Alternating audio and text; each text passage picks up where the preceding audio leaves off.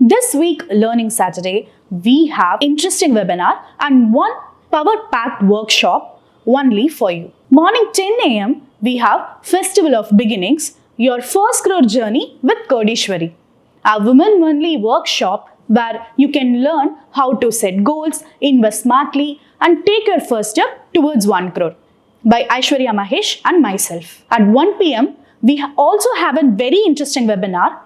Make your superannuation work harder for you. This is specially for Australian NRIs by Nakul Janakiraman and Harshil Nichani. Don't miss out, register now and secure your seats now. Controlling risks in your equity portfolio. There are times when it's important to control the risks in one's portfolio. Typically, when valuations go out of control, it is important for us to control things in our portfolio. The past few months have seen a lot of exuberance in different parts of the equity market. I would not say that the entire equity market is in a state of super exuberance, but I would definitely say that some parts are definitely more frothy for my comfort. Now, what do you do when some parts of the market are too frothy for one's comfort? One should not be exposed to those parts of the market, or one should limit exposure to those parts of the market, or one should progressively reduce exposure to those parts of the market where one is not comfortable with the prevailing valuations.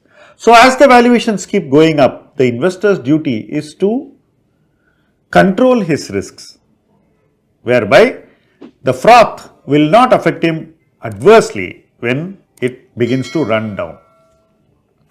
Now, most people in today's market believe that the froth will never run down. This is not unusual either. In several past bull runs, people have always carried this belief when markets rally. The sharp rally in markets, the sharp spike in valuation makes people believe that what they see is for real and it is for keeps. And then when the froth runs down, they start believing that the fall is for real and the notional loss in their portfolio is for keeps. Both these extremes are strictly avoidable for a retail investor. An investor must not take such extreme views into his investing. Importantly, he should not subscribe to those extreme views. So you need a balanced approach. What is this balanced approach? When market valuations are too high for comfort, you recognize where the valuations are completely unacceptable to you and see what risk mitigation you can do in those areas of your portfolio. Now assume you don't own all these things. You are a very conservative investor. You don't own shares in the frothy parts of the market, and this is not unusual. I have not owned frothy parts of the market in multiple market cycles because I was always afraid of the froth running down. Assume you are in that place. Then your portfolio is not going to reflect what the market is doing, or it's not going to face the same business consequences of what the market will do if at all there is a correction. But your portfolio may also see a notional loss when the rest of the market sees a sharp correction. So it's important for you to know the risks in your portfolio despite the fact that you are not copying the market or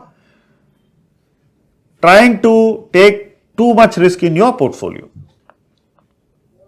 So an investor must make sure that he has mitigated the risks due to excessive valuations and make sure that his portfolio is always ready to invest when those risks reduce in a sharp correction.